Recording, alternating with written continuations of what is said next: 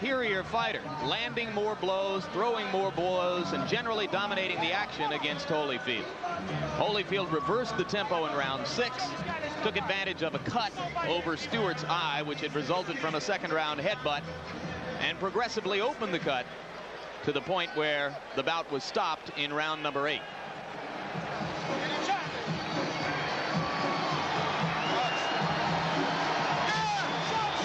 And there you hear a roar, which means that here comes Mike Tyson. It's a tribute to Tyson, incidentally, that despite what happened in Tokyo, he has filled this building with about 16,000 people. Aren't many fighters out there who can do that. Certainly no non-champions. Indeed, Mike will tell you in no uncertain terms that he's still the main man in the heavyweight division where ticket sales are concerned. He suggests that neither Holyfield nor Foreman, and certainly not Razor Ruddock, could ever dream of selling as many tickets or as many pay-per-view subscriptions for a fight as can he. Well, he's likely to be proven wrong on that when Holyfield does fight Foreman. But suffice to say, he is still a major attraction. Ringside seats here, incidentally, are just $400, a fraction of what they've been in the past for him. There are some consequences to losing. Tyson's last fight, 2 minutes and 47 seconds against Henry Tillman, the man who had beaten him twice back in the amateur ranks. In that mob surrounding Mike are all 3 of the trainers now enlisted in Team Tyson: Aaron Snowell, Richie Giacchetti, whom you'll remember from his long tour of duty with Larry Holmes, and Jay Bright. The 3 of them nestled just behind the fighter as they make their way toward the ring. Looks like a T formation with a flanker, Jim. That's right. Mike's playing quarterback, Aaron and Richie are the halfbacks, and Jay Bright is dropping back as a fullback into a sort of short punt formation at this point. Now Mike will emerge into the ring where most of the crowd will get its first look at it.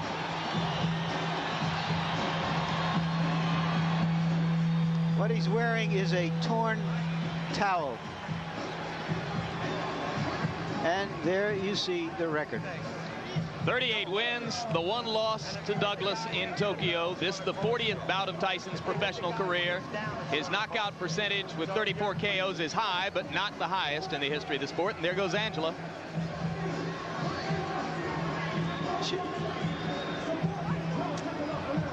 Tyson looks a little fitter. I like Mike Tyson when he looks small, when he looks like a big middleweight or a light heavyweight. So let's take a look at the tail of the tape. And you can see that the big disparity there is in height. Stewart 4 inches taller than his opponent. He has an 8-inch reach advantage. Tyson at 217 3/4 looks to most observers here to be splendidly trained, in terrific shape. And the punch stat numbers, there you see what Tyson did against Douglas. But look what Stewart did against Holyfield. 81 punches around, an amazing number of punches for a heavyweight. Rules for the bout, New Jersey's rules. 3 judges scoring the fight, 10-point must system, standing 8 count in effect, 3 knockdown rule in effect. Neither fighter can be saved by the bell. So right now, let's go up to the ring announcer, Michael Buffer, for the pre-fight introduction. Ladies and gentlemen, Don King Productions, in association with the Trump Plaza Hotel and Casino here on the boardwalk in Atlantic City, New Jersey, present the featured bout of the evening. In attendance here at ringside tonight, ladies and gentlemen, our host, a man who's brought 50 championship bouts to Atlantic City in the last 4 years, Mr. Donald J. Trump. And in the ring at this time, the promoter for tonight's great event, and many others through the years around the world, Mr. Don King. This bout is sanctioned by the New Jersey State Athletic Control Board. All the officials shall remain the same except the judges assigned at ringside. For this bout, they are John Stewart, Rocky Castellani, and Eugene Grant. And now, ladies and gentlemen, from the Trump Plaza Hotel and Casino on the boardwalk in Atlantic City, New Jersey, let's get ready to rumble! 10 rounds of boxing in the heavyweight division. The referee for this bout is Frank Cappuccino. Introducing first, fighting out of the blue corner, wearing the black trunks with gold trim. He weighed in at an even 218 pounds. He's originally from England, but now lives and fights out of Brooklyn, New York. His professional record, an unbelievable one, 26 victories, all 26 by knockout, only one defeat. He's the number 4 ranked heavyweight in the world. Ladies and gentlemen, Alex the Destroyer Stewart.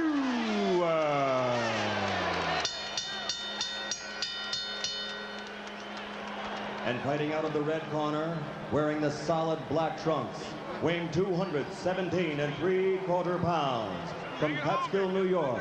Also an unbelievable record, 38 victories, 34 by KO, only one defeat. He's the number 1 ranked heavyweight in the world. Ladies and gentlemen, the former heavyweight champion of the world, Iron Mike Taison.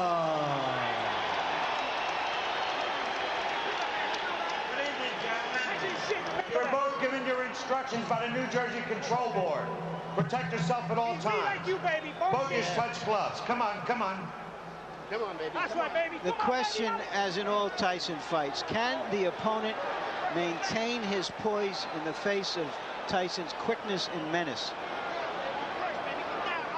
Or will he retreat Stay in the corner, Alex. into self-defense? Stay in the corner, Michael.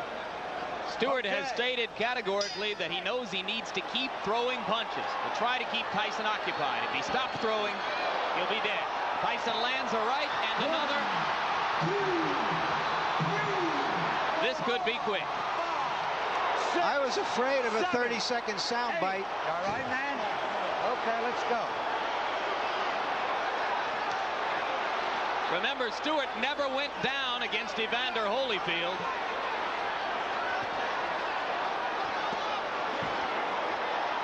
A shot to the body, another solid right hand.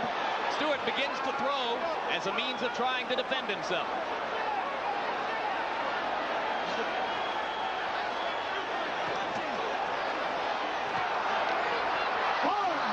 That'll be called a slip. And Mike is a little wild as he goes for the kill. A good right hand that hurt Stewart again, but Stewart is still upright.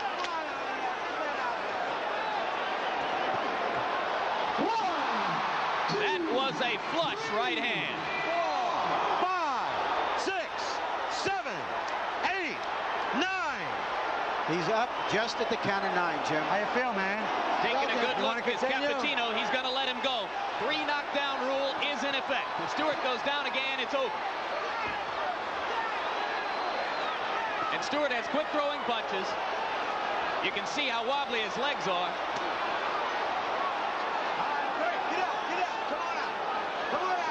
If he makes it through 1 minute and 20, it'll be a small miracle. Let him go, come on. Stop punching. That was a worthwhile grab.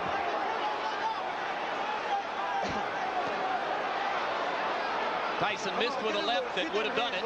He's very calculating now, Tyson. 2 more right hands land. All right, Alex, let him out, Alex. Stewart must land something, or else it's just a question of a few seconds. That'll do it. 2, 3, 4, 5, 6, They're 7, forgetting that the 3 8. knockdown rule is in effect. This fight is over. Well, Stewart said that Tyson was a mountain he had to climb. He just got knocked off that mountain. He just didn't have the style, Jim, unlike Douglas, to test the vulnerability of Tyson. Yeah, he's not nearly the technician that Douglas was when Douglas was good in Tokyo. Early in the fight, Douglas tied Tyson up. He used his jab.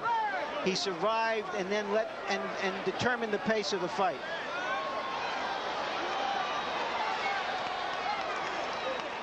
Nothing about him. You stay right there for a minute. Let me take a look here. He got caught in the early fight. The first fight, first punch. You know how many times you got knocked down? 3 times. 3 times. The first time, right? Yeah. You remember the first one? Yeah. Yep. Okay. Now, do you think you can stand up now? Yeah. Stand up for me. Put your feet together as you stand up. Put your feet. Right. No, I'm just holding you to see if you don't fall down. Put your feet together. Let him go. Let him go. Let him go. Let him go. Okay, let him go.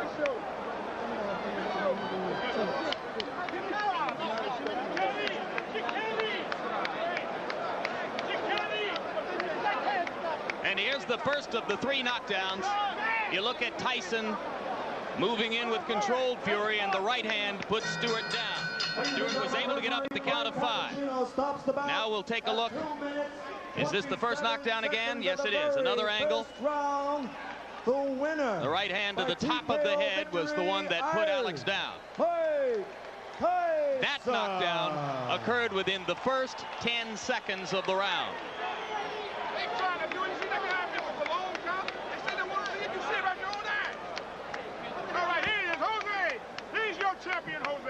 Now we'll take a look at knockdown number 2. By this time, Stewart still wobbly from the first knockdown, and he went down without Mike having to land a crushing blow. Another look at knockdown number 2. And you can see that the right hand simply glanced off the top of Stewart's head, but it was enough to put down a very wobbly fighter at that point. And now here's a third look at that same knockdown, knockdown number 2. The left to set it up, the glancing right off the top of the head, and Stewart down for the second time in the round. Still more than 1 minute 40 seconds remained in the round at that point. And with the 3 knockdown rule in effect, it was up to Stewart to try to stay on his feet to make it through round number 1. He was not able to do it. Here's knockdown number 3, which came at 2 minutes 27 seconds of the first round. A right and a left, and that was enough for Alex Stewart. Referee Frank Cappuccino began the count, which was academic at that point because of the 3 knockdown rule. Another look at the third knockdown. Solid left to the side of the head, but by that time it was the accumulation of punishment throughout the round which contributed to Stewart's demise. So Mike Tyson, in his 3 fights in this particular ring, his last 3 fights I should say in this particular ring, has a 91-second knockout, a 93-second knockout, and this one 147 seconds. 3 first down knockouts in his last 3 appearances here in Atlantic City for Tyson. Punch stat statistics for the 1 round in the fight. Tyson threw 46 and landed 21. Stewart given credit for having landed 4 punches. He stopped punching somewhere early in the 2nd minute of the round and simply tried to survive from that point on, with the by now obvious result.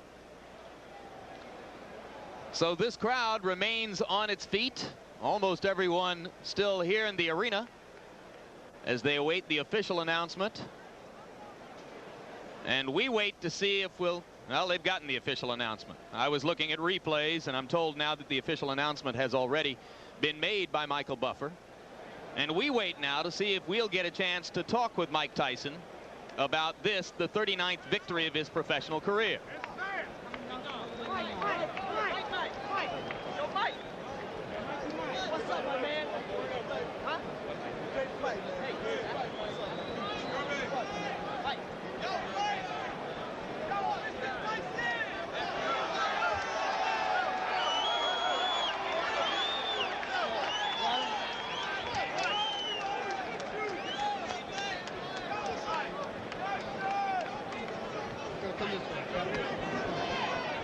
Ladies and gentlemen, you'll be back. Iron Mike Tyson, 227 in the first round. And here comes Mike Tyson to join us now at ringside.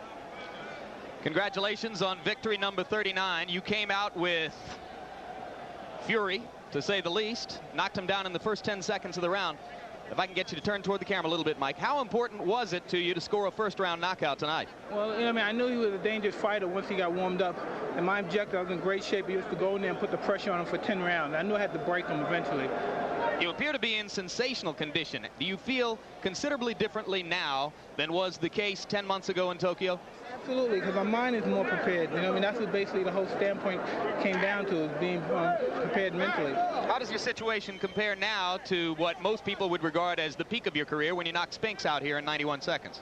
Well, you know, I mean, I didn't feel like it was a sensational night tonight, because there's things that I know that I did that was mistakes.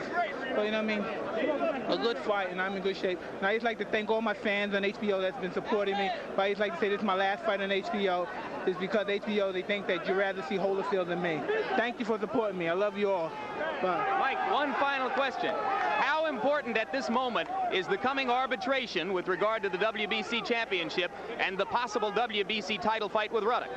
Well, it really don't matter as long as I can fight for the title. I love to fight Ruddock. I want to show everybody he's not the baddest man in the world they once said he is. Would you rather fight the winner of Foreman Holyfield?